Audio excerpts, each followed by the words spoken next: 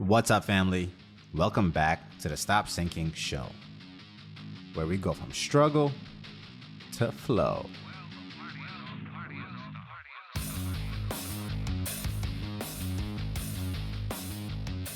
For most of my life, I have felt like I've been on this search to figure out what to believe. What should I believe? Always looking for something to believe in that feels more right than the last belief. This has helped me in evolving because I never hold on too firmly to beliefs. But it's also a difficult way of living because you never really know what to believe. You don't ever really have 100% certainty if what you believe is right, or if the interpretation of it is boxing you into limitations. You constantly always question that. And I think it's a healthy tension to maintain and ponder on, because the alternative is a lot worse. Because this need to believe in something is in all of us.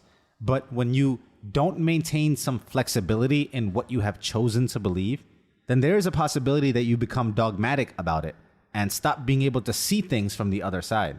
This is how we get polarities and oppositional groups. Everyone is so certain in what they believe that they can no longer be open enough to believe anything different.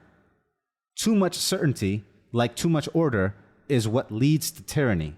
You can't have too much order. You can't have too much certainty.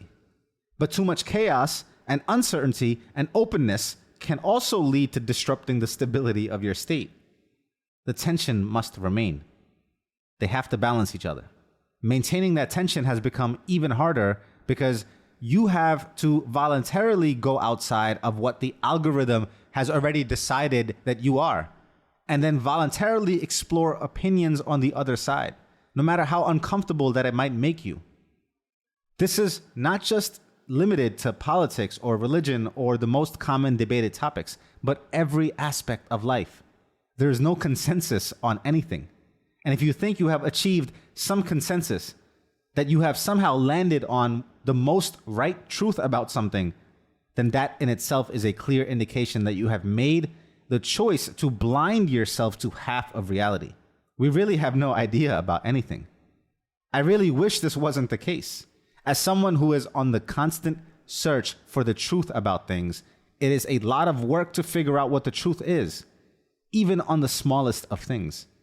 And even after all of that work, there is no guarantee you will find even a clue. Here's the biggest problem: mixed messages. For any topic, if you are satisfied with surface level understanding, then you have essentially just picked a side and not really understood anything. You have just picked a bias to live by. For real understanding, you have to dive deep. And the deeper you dive, the more mixed messages you will encounter, and the more confusion.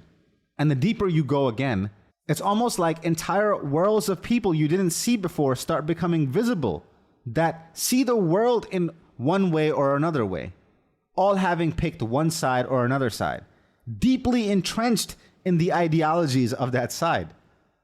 Worlds of people. Again, all now on a deeper level having picked a side that they thought was the most right for them. Still, though, no overall consensus on the topic. And that's deeply distressing. You can insert any topic here and this applies. Nutrition, diet, spirituality, mind or the brain, experience versus explanation, knowledge versus understanding something. And of course, the usual suspects like what sides are the most right on specific topics like religion or God or rules and laws and politics. If you are really curious and don't gravitate to dogma, if you really tackle any, even the smallest of topics, in real honest reflection, you will realize that there are very few real answers available. Very few philosophies that are durable enough to withstand circumstances and time. And that is the problem again, because the amount of brain power that it takes to stay in this level of uncertainty, where you have to question everything about a lot of different things that there is no clear consensus on, we choose to short circuit that brain power requirement by adopting certain beliefs and shorthands that become our biases that we see the world through then. As useful as this function of our brain is, it is also to our detriment. Why? Because it comes down to conscious choice and becoming conscious about the unconscious choices you have made in prior picked up biases. And then to have a process for uprooting those biases and replacing them with ones that are now supporting your new choices.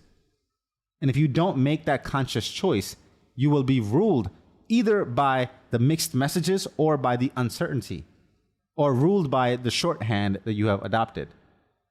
And without being grounded in who you actually want to be and who you actually want to show up in the world, without some principles, some overarching ambitions of what you want your life to amount to in the grand scheme of your time here, without something to anchor to, you will find and attract any philosophy that justifies your deficiencies.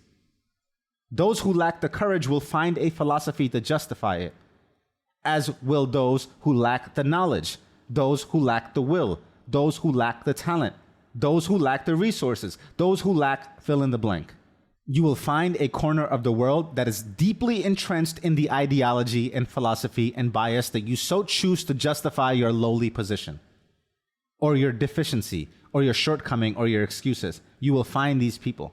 There will be no shortage of people in the same camp as you crying the same songs of victimhood. And they won't see themselves as such. They will see themselves as righteous. And again, as justified and justifiable. Without knowing what it is you expect from yourself, despite all that life can throw at you, you will be lost in the wind. But don't worry, you will have plenty of company in your misery. The only filter to the mixed messages is you. What you let in and accept as the truth when there is seemingly 100 versions of the truth. It all comes down to the responsibility you take in serving the becoming of your greatest potential. Since you are born until the day you are gone, you will be bombarded with mixed messages, starting from your parents, to your siblings, to your peers, to your professional environments and your chosen communities. You will have no shortage of variety in what people tell you about you, what they tell you about the world and their perspective of it. Without any clear discernment on your part of how to filter these messages, you will productize into another reflection of your environment. And my goal here is to remind you of this responsibility, of answering the very hard questions of what it is that you want from yourself and what you want to be. What purpose do you intend to serve through your time here? When you are born, you look like your parents. When it's time for you to be gone, you will look like your choices. Ultimately, it is on you to decide what philosophies to adopt that align with your intended outcomes. You have to have an intention, while you remain flexible still enough to keep evolving. Again, there is no consensus, no right or wrong. Through all the mixed messages, you must know the answer to the question, what's right for you? Love you, family. Stay true always. See you on the next show.